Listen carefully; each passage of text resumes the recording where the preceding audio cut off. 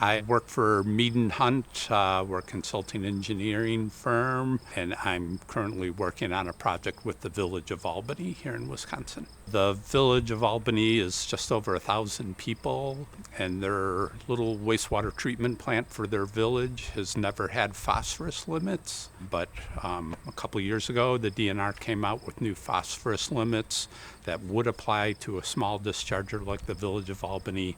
So they had to figure out how they were going to comply with these new phosphorus limits. The village has a very simple wastewater treatment plant. It's a 3-cell stabilization pond, very cost effective and simple to operate, but it does not remove anywhere near the phosphorus of their limit.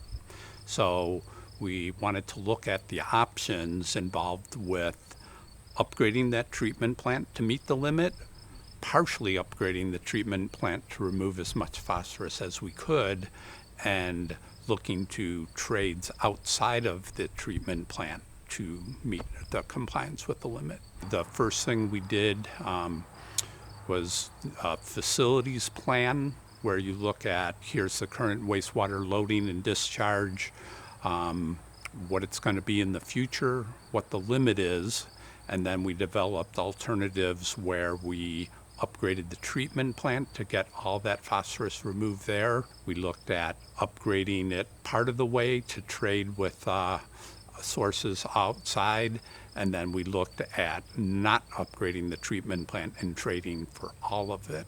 And that analysis led us to believe that we could remove the majority of it by upgrading, doing a partial upgrade of the treatment plant, but to get the last 30% of it would become very expensive, and we decided to pursue trades to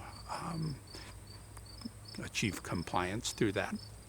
Wisconsin DNR allows communities to make trades to offset the phosphorus that they discharge from their treatment plant over their discharge limit. The trades can be developed by any number of best management practices, and there's different trade ratios depending on where the trade is taking place and what kind of best management practice is being used to generate the credit. We are actively pursuing trades with area farmers. Our contacts have resulted in basically 3 different groupings of properties that we're looking at. One is right near the village boundary. It's a parcel that is currently in traditional field crop rotation, and we're looking at converting that to a perennial vegetation that would reduce soil erosion and reduce the phosphorus. We're also working with the Riemers on a number of properties here that again would be taken from conventional crop rotation to rotational grazing best management practice. And the third project is a conservancy organization that has purchased part of a golf course that has closed, and they're converting it from a golf course again to perennial vegetation. So 3 very unique opportunities, very different, all with the same end result of reducing the phosphorus discharge. Those 3 projects would offer more than enough credits for the village to meet their trading requirements. So, we've casted the net a little broader, so we have more than enough credits because things happen and you have to be prepared for meeting your permit compliance if one of those deals does not happen. Our farm is called Riemer Family Farm after, my family. I'm the 3rd generation there, and our daughters are the 4th. We are a small, diverse livestock farm, so we do a lot of different meats, and we sell them direct to consumer, and we also do cover crops and produce all of our own forages as well. We do have a creek running through one of our properties. It goes right into the Lower Sugar River. I started to rent additional acreage, and that had the creek running through it that the city of Broadhead was doing a phosphorus reduction project on. And so I kind of came in the middle of that. It was already happening, and then I got to know the folks involved and understand what they were doing, and it looked like a win-win to me because they were regrading the stream banks and fixing up the creek in a way that would only help us for however we wanted to use the land. And it also helps the city of Broadhead as well. And then with the cropland that we were renting, realized that maybe we could work with the village of Albany to do a land use contract, and because we plan on turning what is row crop ground into perennial cover. And so what we're doing is already reducing the phosphorus load coming into this creek. And so it seemed like a kind of a no-brainer to open up a dialogue about that. And then that's also what our customers want to see. They want to buy food from farms that are protecting and enhancing not only the soil, but protecting the water and the ecology of Midwest farms.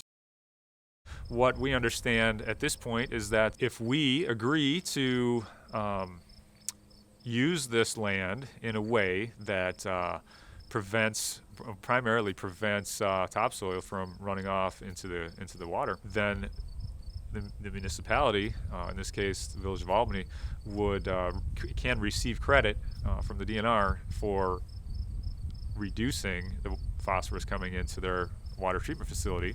So it seems like a win-win so far, because this agreement could help fund the transition that we will need to do to turn this land from monocrops into a perennial pasture. And then after that transition period, it can really help us to cash flow our grazing operation, because we can still graze, we can still do a lot of the practices and the things that we do on our other land and would do anyway, but ensure that we follow the protocols that the village needs to make sure they can get their credit, and that we can reduce the number of pounds of phosphorus coming off our farm. And our consumer really is the person who cares about what they're eating and wants to feed something healthy to their children, usually our grandchildren. And we moved back to the farm 10 years ago because we really cared about this land and really had a dream of both fixing up our old historic farmhouse and doing something special with the farm. Our kids were young, and I was growing in concern for what we were eating and where we were living. And so we really have found a niche of people that really care about eating grass-fed meats and pastured meats, and that's growing. People are reading more and engaging more with climate change issues and watershed issues, and as water becomes dirtier and pollution increases and climate change becomes more of a conversation, a daily conversation that people are having, agriculture, rotational grazing, the kind of agriculture that we are doing and seek to even do better at, is really rising to the top as part of the solution. And even, the city of Albany and Broadhead are realizing the way to take phosphorus out of the water and solve nitrogen issues and carbon issues is to look to the farmers. So I think we're only going to see that trend grow.